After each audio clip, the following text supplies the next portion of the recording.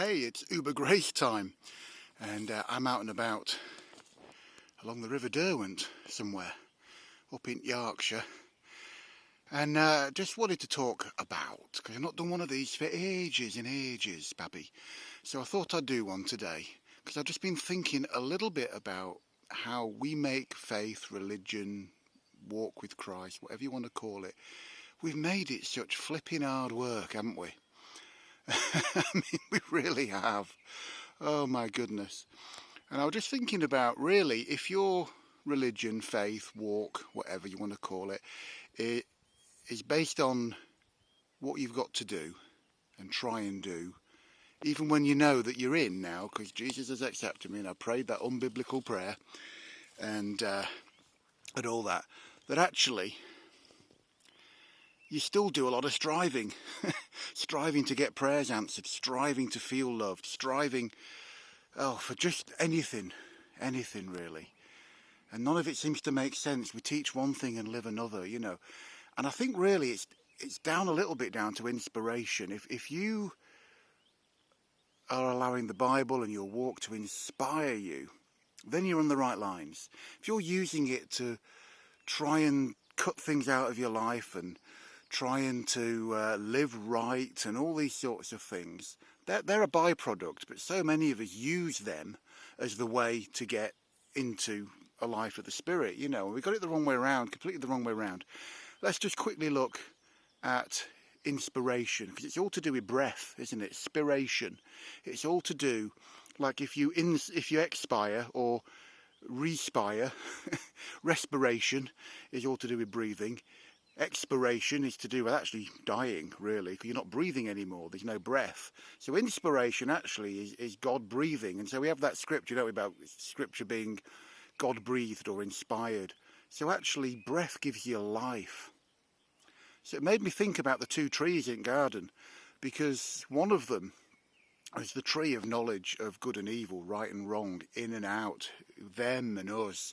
All that stuff is the fruit of that tree, really. But the other one's the tree of life. It's the tree of breathing. It's the tree of inspiration. And I think if you walk with God in a way, and even when you're looking in the scriptures, you shouldn't be looking for what must I do, what's the answer to this. You look to be inspired by stuff you read in the scriptures, and I think you'll come off with a much better life in God. You know, it's all about freedom. If Christ has set you free, you will be really free. How many actually free Christians do you know? I mean, really, everyone. It's just like they've all got depression, anxiety, running around in circles, going through the same patterns and all this. And there's good stuff out there to help with that, but it still seems to be the way it is. And it's because we constantly, however we dress it up, we're still living out of the tree of the knowledge of good and evil. We're barking up wrong tree. We need to start being inspired by Christ in us, inspired by the God who is love, absolute love. Be inspired, man, to be way beyond where you are now, but not to put that into effort, because all that effort and stuff, it's just wrong. I was having a conversation probably 3 years ago maybe with someone who was saying the problem with all this grace teaching is people can just do what they want. And to be honest, if you're not doing what you want, anything less than that isn't freedom. Anything less of being able to do whatever you want isn't freedom. It's obviously what you do with that freedom. And Paul says in one of his letters that we should use that freedom not for selfish reasons, but to love other people. But that's up to us, because we're free.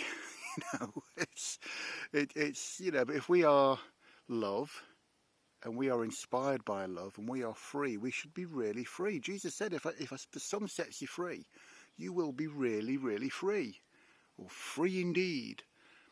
And after walking this for 40 years, I've met very few people who are free. People actually think they're free and they're stuck in their own little cages, walking around. And even those are religious cages, it's not even like they're stuck in some kind of moral sin. They're stuck in some kind of religious sin. And it's heartbreaking to see.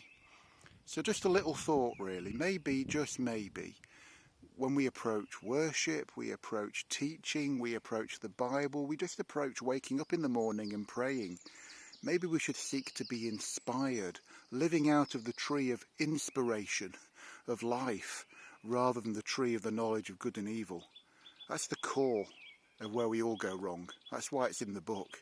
It doesn't matter if the story's true or not, it's the meaning from the story, and the meaning is that, really. Stop living out of trying to work out whether Christians can do this and can Christians do that. Is this right or wrong? Live a life of inspiration. And I'll tell you what, it will change your life. It's what Jesus came to do. He said, I come to give you life in all its fullness. As he is, so are we in this world. Are we though? We actually are, but we're not awake to it. We need to wake ourselves up and start to get inspired by the wonders that is Christ in us, the wonders of love that he is. Anyway, there's a whole load of videos where this comes from. Just haven't done any for about 4 months. So please like, comment, share, subscribe if you're on the YouTube channel, and check out some of the other videos. Maybe they'll help you live a life of inspiration rather than can I or can I not do this as a Christian. Right, I'm going to carry on with my walk now. It's lush down here, so I'll see you soon. Bye.